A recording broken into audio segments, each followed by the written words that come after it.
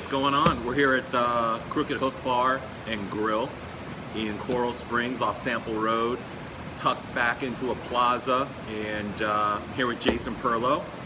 Dude, We're eating. I am mad about the chowder at this place, which is Wait, I'm disappointed. It's not thick white. it's a very divisive chowder. Okay, it's a milk-based chowder, but it is not a thickened, floury thickened chowder. It truly is unbelievable. It's tasty. It's fresh. The clams are melting in my mouth.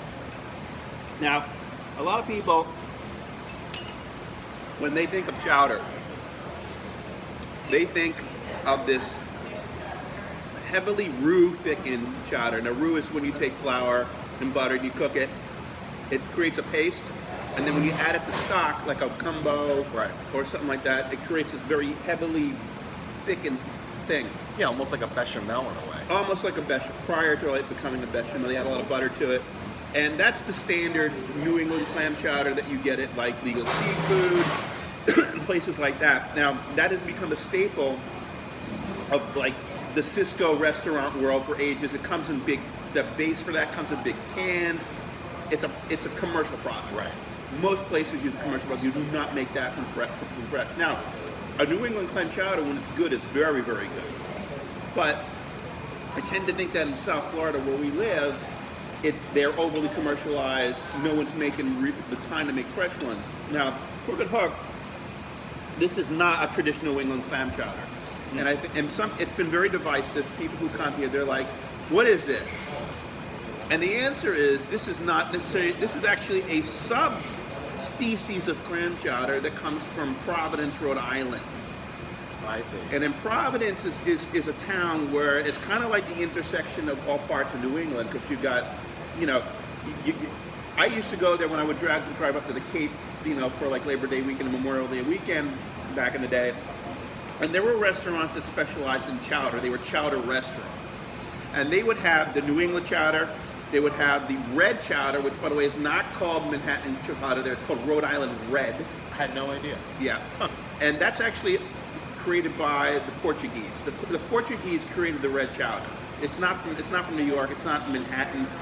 It's literally the Portuguese immigrants created it as a red tomato, spicy red tomato base. No sausage in it. Yeah, originally yes, but it was adapted over time. Now, clam chowder, there is before it became this thickened, roux-based thing. There was a brothy type of chowder. So if you go to Connecticut, there's a lot of very famous places that serve a chowder that is mostly just clam juice and a little bit of butter, and it's completely clear. You can drink it. You can basically drink it like a consommé. Then there's this other chowder called like a Providence-style clam chowder, which is kind of what this is. It's an in-between. Yeah. So there's milk added to the broth. It's usually got a lot of bacon in it, or soft pork. But this is not overly smoky or salty. It's a fantastic chowder. I could sip a huge mug of this easily. Oh, totally. You can't do that with thick, clam. No, and actually, New England clam chowder. This is great. For our weather, especially summertime now, great point. It's hot. You don't want to have this thick, soup. This is year-round. I could do summertime, fall time, springtime. This is easy to eat. Yeah. But you need to understand that when you come in here. This is not the thick, gloopy, traditional New England. That's right. Clam chowder. Now, we're here during lunch. It's quiet. This is actually my favorite time to come to this restaurant because there's not a million people here. They've only been open about 3 weeks, and they got. Unfortunately, I kind of slammed them when I did my Coral Springs Talk review. I guess people in Coral Springs are kind of dying for fresh seafood because we don't really have. Amazingly, for South Florida, we don't really have simple seafood restaurants that are just like in the middle of towns. They either have to be on the water where people come for vacations and stuff where they want seafood. But there's services that would deliver fresh seafood, fresh caught seafood every Absolutely. day. Right? I don't know why people just don't do it more often. No, and in Coral Springs, a town of 130,000 people, we really don't have any seafood restaurants, right? We've got Bonefish Max, which is kind of like a local chain. Right. There's 4 of them. It's not bad. But this sort of bar type atmosphere that you find in fishing communities in like in the Northeast. You know, a couple of salty guys coming in to have their sandwiches, their burgers, and have a couple of beers. They do not exist. We have Fish Shack in Pompano Beach is really the only one kind of like this.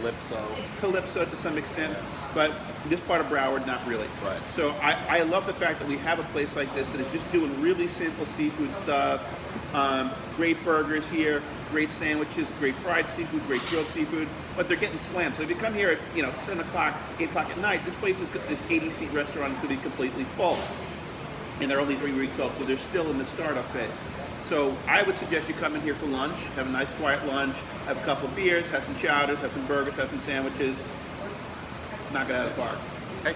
Well, thanks for explaining the chowder. Yep. And when you come in here, understand that the chowder is the way it is. It's unbelievable. I highly recommend it. Jason highly recommends it. And I hope you come out and visit Crooked Hook Bar and Grill. Take care.